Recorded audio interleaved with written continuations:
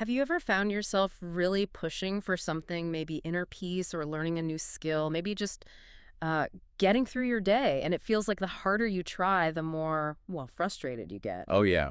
That's a really common feeling. Especially, it seems, when we're trying to find that kind of meditative mood. We read the instructions, we try to follow every single rule, focus exactly where they say. And end up feeling more tense, maybe more agitated. Exactly, like we're just missing the point entirely. Hmm. So today, we're doing a deep dive into a really unique teaching, actually, that kind of flips those ideas on their head. Hmm. It challenges our assumptions about how you actually get to that calm, centered, meditative state.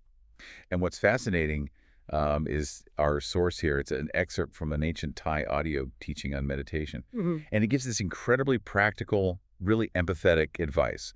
It speaks right to those, common roadblocks people hit. Roadblocks like trying too hard. Exactly. It confronts that whole issue of trying too hard head on. And then it offers what feels like a really radical, but also like deeply intuitive solution for finding that elusive meditative mood. Okay, so our mission for this deep dive then is to sort of unpack the wisdom from this ancient text. We want to guide you through this, well, surprising perspective that suggests sometimes the best way to presence and peace isn't more effort, not stricter rules. But actually letting go. Yeah, a kind of counterintuitive act of surrender and acceptance, like that challenge. When rules lead to tension and frustration. Okay, so the teaching starts by tackling this problem a lot of meditators run into, right? Right. It points out that people who know about specific techniques like pressing the eyeballs, Hmm. which is a traditional technique sometimes used for visual focus, Okay. or trying to really lock their focus onto a specific point, maybe base 7 in the middle of the abdomen, Mm. a traditional energy center. They often do this because the text says maintaining too many rules and regulations. They get really convinced that if they don't do it exactly that way, it's not right. Ah, the perfectionism trap. Totally. But the way they're trying so hard to see or feel that point, the sheer intensity, it actually causes the problems. It kind of backfires. Right. So what are the consequences then of being that rigid? Well, they're pretty direct, actually. The teaching says it causes the nervous system and muscles to become completely tense. Makes sense if you're straining. Exactly. Straining to see something that isn't quite there, Yeah. or holding your focus in a way that feels forced, your body just clenches up. And that leads to discomfort. Yeah, physical discomfort. The text mentions sitting causes aches, making the whole thing feel unhappy and uncomfortable. So meditation becomes a chore, a burden. Oof. Not exactly the goal. Not at all. And it's not just physical. There's a big psychological piece, too. Yeah. When these folks hear about others having great results or insights, it apparently makes them more distressed. Oh, that comparison trap. Right. They might start feeling sorry for themselves, thinking things like, oh, we must not have enough merit to reach the Dharma. Like, they're just not good enough. That sounds really disheartening. It is. And here's the real kicker, the frustrating part. Even though they're feeling all this discomfort and frustration, they still do it the same way, tensing and stressing. Wow. Just stuck in that cycle. It's a vicious cycle, yeah. Try harder, get more tense, feel worse. Okay, that cycle sounds incredibly familiar, honestly. Not just in meditation, but like trying to master anything, right? Or pushing for career goals. Definitely. We often equate more effort, stricter rules, with success. But this ancient teaching offers a totally different way out, a pivot. It says, if you've been stuck here for many years, just stuck in that loop, What do you do? the solution is surprisingly simple. Abandon all rules. Abandon them. Yeah. It specifically says, for instance, forget for now where the center of the body, base 7, is. Ooh. And then it gives this really crucial bit of reassurance. It's not the wrong way. It's not about failing or giving up. It's like a strategic retreat from methods that just aren't working for that calm, meditative mood. A conscious release. I like that. 2, the foundation. Prioritizing relaxation above all else. Yeah. So, okay, if abandoning the rules is step 1, what's next? What's the foundation? Relaxation. Simple as that. Ah. The teaching moves right into what it sees as the absolute priority. It tells you to close your eyes comfortable. Comfortably. That word seems important. It really does. And the key instruction here is totally liberating, especially compared to trying to force things. Do not think you will see anything. Do not think anything at all. Wow. Just let go of all expectation. Completely. The main goal, the text says it straight out, is to unwind your nervous system first. Okay, so setting the stage differently. It's about ease, comfort, relaxation, not effort. Precisely. It shifts the entire focus. It's not about hitting a target right away or forcing some experience. It's about cultivating a state of being first. And what does that state feel like? Well, the teaching says, let your mind be wherever it wants, as long as it is still, soft, and comfortable. Wherever it wants. That sounds almost too easy. Right. But then, again, to tackle that doubt, that fear of doing it wrong, it repeats the reassurance. It is not the wrong way. Okay, so that freedom, that permission to just relax and let the mind settle naturally without judgment, that's key. Absolutely essential, according to this teaching. It's like creating an open, inviting space, not a rigid cage, for your mind to settle into that meditative mood. 3, a gentle guide. The horizon and diamond visualization. Okay, so once you've prioritized relaxation, that sense of ease, does the teaching offer anything else? Or is it just relax? It does offer something, but it's very different from that pinpoint focus we talked about. It's much more gentle, expansive. Interesting. How so? Instead of straining to find a tiny spot inside, it invites you to imagine the entire horizon around you, completely spherical. That is the center of the body, base 7. Whoa, okay. So it's redefining base 7, not as a point, but as everything around you. Kind of. It takes that concept, usually tied to rigid internal focus, and makes it vast, all-encompassing, still central, but in a totally different way. That's a fascinating shift. And at the same time, it suggests you yourself are clear like a diamond, perfectly in the middle of this sphere. A clear diamond in the middle of the horizon. Okay. Right. It feels less like straining and more like a soft, spacious imagining. Exactly. And here's where the simplicity really comes in. The instruction right after this visualization is almost shockingly brief for anyone used to intense concentration practices. It says, think this only once. Just what? Just think it one time and then sit still and quietly, no holding on to it, no reinforcing it constantly. Just a gentle suggestion and then release into stillness. That really emphasizes letting go. It does, and it even offers an optional aid chanting Sama Arahang, but says it's just a potential companion for the mind, something gentle to rest on, but explicitly not necessary. So again, the core message is ease, comfort, natural unfolding, not strict methods or forcing that meditative mood. Exactly. It keeps coming back to that. And after this gentle visualization, is there anything else, like what not to do? Yes. There's a really vital caution here that kind of sums up the whole philosophy. It clearly states, do not desire to see any images. Don't desire. And it adds, really emphatically, it's not yet time. Not yet time. That feels important because that desire, that wanting to see something or feel something specific. That's often what fuels the tension, right? The striving, the frustration. Exactly. So by releasing the expectation, the desire to see anything right now, you're freeing your mind from that burden of needing an immediate result. It's about trusting the process, letting the meditative mood develop organically, not forcing some preconceived agardie. 4, the power of patience and acceptance, the midnight analogy. Okay, that idea of it's not yet time is powerful. Does the teaching elaborate on that? How do we cultivate that patience? It does, with probably the most brilliant analogy in the whole text, I think. It really drives home the kind of patience and acceptance needed. Okay, I'm intrigued. It asks you to imagine it's 1 a.m. or midnight, you've turned off all lights, everything around you is completely dark. Get it. Pitch black. Now it asks, do you get distressed? Do you get anxious because the sun isn't shining? Well, no, of course not. It's midnight. Exactly. You don't, because, as the text humorously puts it, this is Thailand, not Norway, referencing the midnight sun. Right. So what's the point for our deep dive here? It means you have to completely accept the current reality. It's midnight, it must be dark, it's natural, it's unavoidable, it's not a failure. I see. So just like you calmly wait for 6 a.m., knowing the dawn, the silver and golden light will just appear naturally without you doing anything. You apply that same calm acceptance to your meditation. You accept that it's not yet time to see images or feel profound calm or whatever you were hoping for yet. And there's a reward for that acceptance. A big one.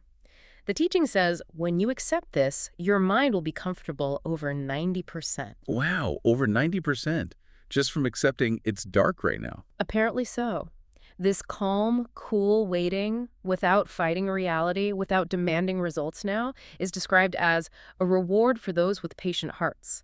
It's letting go of that struggle against the present moment. That really tackles the time obsession too, doesn't it? The feeling of how long until I get results? Directly. The teaching advises, do not compare it to time past or time remaining. It brings up this profound point about presence. We only have 1 second of life, equal for everyone. The future isn't guaranteed. So don't worry about tomorrow's meditation or beat yourself up about yesterday's. Exactly. Future time is not to be discussed, and past time should be discarded. All that matters is this second.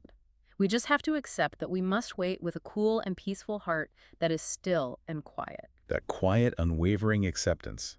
That's the ground for the meditative mood to grow. It's freeing yourself from the clock. The path to inner vision and lasting calm. So what happens when you actually manage to cultivate this state, this deep acceptance, this stillness? Well, according to the teaching, there's a natural progression. It just sort of unfolds. When the mind stops the striving, the comparing, the forcing, it becomes cool. Cool. Like calm, Yeah, peaceful. yeah, exactly. It implies this deep inner equilibrium, a release from that mental heat, that agitation. And then the text says, when the mind is cool, it naturally becomes clear and bright. Like still water becoming clear. Precisely. It's spontaneous. And only once the mind gets to that state of natural clarity, then images will appear. So the images aren't the goal you strain for. No, they're a natural result, a manifestation of a mind that's properly settled and accepting. They arise from the peace, not from chasing them. Which brings us right back to that core message, doesn't it? The counterintuitive path to the meditative mood. It does. The teaching repeats it. Right. You have to forget the rules that were previously introduced, like focusing rigidly on base 7. But it clarifies that this forgetting is temporary, not permanent. Right. It's like a strategic first step. It's the beginning path Yeah. to actually enter the center of the center, as it puts it. It's such a paradox. Let go of the strict rules to get to the real core. Exactly. And the results described are really hopeful, especially for people who feel like they've been struggling or doing it wrong for ages. What kind of results? When you follow this path, ease, acceptance, not striving, the teaching says eventually you'll dream within a dream. Not literal dreaming. No, sounds more like a metaphor for a state of deep meditative absorption, profound inner vision, where you might experience things like seeing light, spheres, inner bodies, or Buddha images. Wow. But the crucial thing is, these experiences will happen by themselves. No forcing involved. They're the natural outcome of a mind at peace. That's incredibly encouraging. It really is. And there's this powerful message of hope, almost like redemption.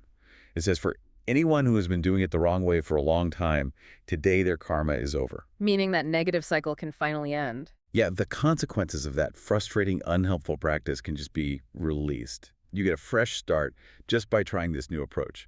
Prioritize relaxation, accept the present, and truly let go. Outro. So this deep dive into this ancient Thai teaching, it really shows something pretty profound, doesn't it? That achieving a meditative mood, maybe achieving lots of things, isn't always about more rules or more force. Right, it's this radical act of letting go, of trusting a natural unfolding. And here's where it gets really interesting for me. It's about cultivating this deep, almost passive acceptance of what is right now. Like waiting for the sunrise. Exactly. Patiently, calmly waiting for the sunrise, knowing it will come when it's time, and you don't actually have to make it happen. And that really encourages us to question our basic assumptions about control and effort, doesn't it? Not just in meditation, but, well, everywhere. How much are we forcing things? Yeah. How much tension are we creating in our lives, maybe in our work, our relationships, just by trying to force outcomes? By pushing against how things are or sticking rigidly to ideas about how they should be instead of letting them unfold? That's a huge question. It really is. So maybe a final thought for you, the listener. Think about other areas in your life. Where might you be holding on a bit too tightly to the rules or to certain expectations? Whether it's a project, maybe a relationship, even just, your daily routine. What might shift? What might open up if you allowed yourself to just forget the rules temporarily? Prioritize ease, maybe? Comfort. Yeah, and patiently accept this present moment, whatever it looks like right now. What if you could actually trust that the light, whatever result or state you're hoping for, will appear when it's naturally time? And your only job is to wait. To wait with a cool, peaceful, and accepting heart. Something to think about.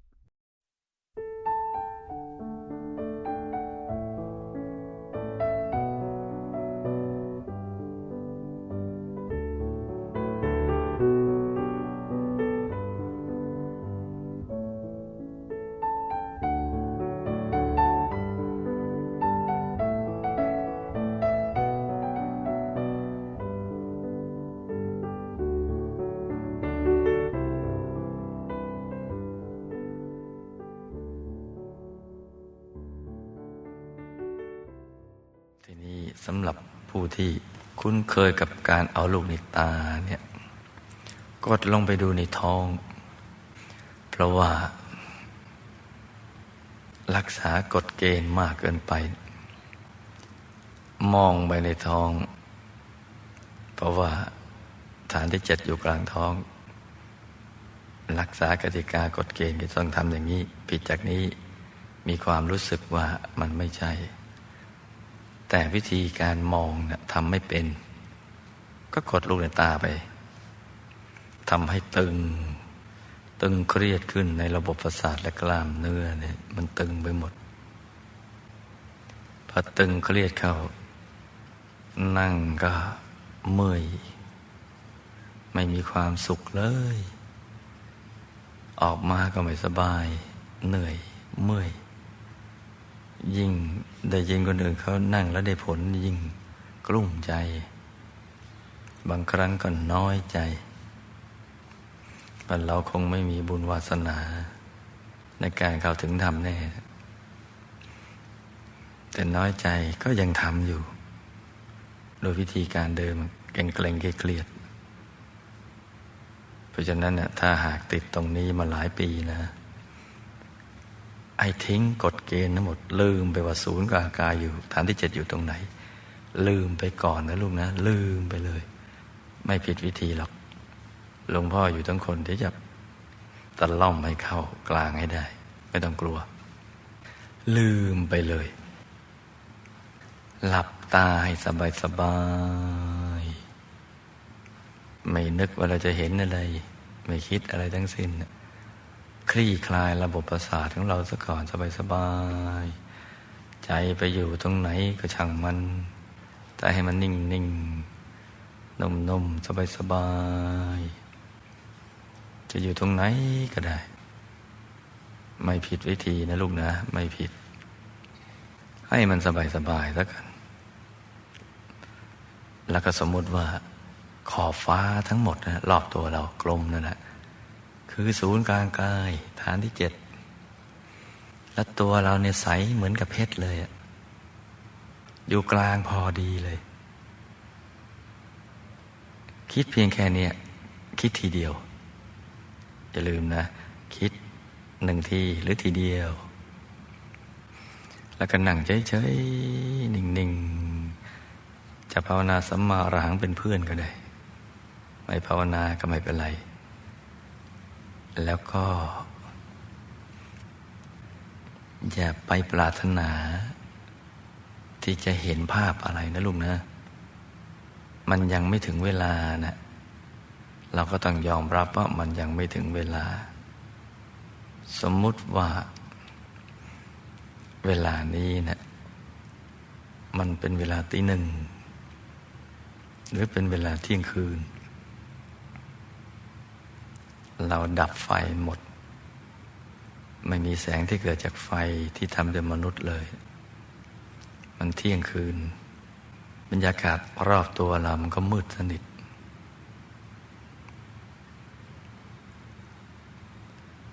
ก็อย่าไปกลุ้มใจว่าทำไมนะดวงอาทิตย์ไม่โผล่มาให้เราเห็นเลยเนี่ยอย่าลืมว่าที่นี่นะไทยแลนด์ประเทศไทยไม่ใช่นอร์เวย์เขามีดวงอาทิตย์เที่ยงคืนเราก็ต้องยอมรับว่านี่คือเที่ยงคืนมันต้องมืดตี 1ก็มืดตี 2ก็มืดตี 3ยังมืดอีกตี 4ก็แล้วมืดอีกถามว่าเมื่อเราไม่เห็นดวงอาทิตย์ตั้งแต่เที่ยงคืนตี 1ตี 2ตี 3เราควรกลุ้มไหมถามตัวเองนะลูกนะเรานะควรกลุ้มไหมหรือเราควรทำใจเย็นๆนิ่งๆสงบรอเวลาให้มันถึง6 โมงเช้ายอมรับสภาพว่าตี 1มันต้องมืดตี 2มันก็มืดตี 3ตี 4มันมืดทั้งนั้นแหละยอมรับตรงนี้ก่อนแล้วใจจะสบายไป90%กว่าแล้วก็ทำใจเย็น ไม่เห็นภาพก็ไม่เป็นไรนิ่งไปเถอะนิ่งเฉยๆพอถึงเวลา6 โมงเช้าเห็นเองแสงเงินแสงทองก็เรืองรองขึ้นมาเป็นรางวัลสำหรับผู้ที่ใจเย็นพอรอคอยดวงตะวันที่ขึ้นมาจากขอบฟ้าได้เป็นรางวัลจะได้ยินเสียงนกเสียงกาแส่ซองสรรเสริญว่าคนใจเย็นนี่บัดนี้เขาสมหวังแล้วนะเวลา6 โมงเช้าเขาได้เห็นแสงเงินแสงทองอะไรต่างๆจับขอบฟ้านะยอมรับนะลูกนะว่ามันเมื่อมันยังไม่ถึงเวลามันก็คือยังไม่ถึงเวลาแต่อย่าเอาไปเทียบกับเวลาที่ผ่านมาและเวลาที่เหลืออยู่อีกไม่มากเพราะเวลาที่ผ่านมาเราทำไม่ถูกวิธีเวลาที่เหลืออยู่นี้เนี่ยมันเท่ากันทุกๆวันนั่นแหละคือเรามีเวลาของชีวิตอยู่เพียงวินาทีเดียวเท่ากันทุกคนที่เป็นเวลาของเราพรุ่งนี้ยังไม่ใช่มะรืนนี้ก็ไม่ใช่เพราะเราจะมีเวลาที่มีชีวิตอยู่ถึงพรุ่งนี้หรือมะรืนนี้หรือเปล่าไม่ทราบเวลาในอนาคตไม่ต้องพูดถึงเวลาผ่านไปในอดีตก็ดีดมันไปซะยอมรับว่าเราจะต้องรอคอยด้วยใจที่เยือกเย็นโดยใจที่สงบจะหยุดที่นิ่งๆพอยอมใจก็หยุดพอหยุดมันก็เย็นพอเย็นพอใจเย็นใสเย็นใสไม่ช้าก็เห็นภาพขึ้นมาเองทำอย่างนี้นะลุงนะลืมกฎเกณฑ์ที่ได้แนะนำเข้าตามฐานต่างๆประยุทธ์ในกลางท้องฐานที่7ลืมไปก่อนนะลูกนะลืมไปก่อนชั่วคราวไม่ใช่นิรันดร์ลืมไปชั่วคราวอย่างนี้เดี๋ยวจะสบายนั่นแหละคือต้นทางที่จะเข้ากลางได้ต้นทางที่จะเข้ากลางของกลางเดี๋ยวเราก็ฝันในฝันเห็นแสงฝันเห็นดวงฝันเห็นกายภายในฝันเห็นองค์พระมันก็จะเป็นไปเองนะลูกนะเพราะฉะนั้นใครทำผิดวิธีมานานวันนี้หมดกรรมแล้วทำอย่างที่หลวงพ่อแนะนำนะลูกนะเรามีเวลาเหลืออีกนิดเดียวลองทำที่แนะนำกันต่างคนต่างทำไปเงียบๆนะลูกนะ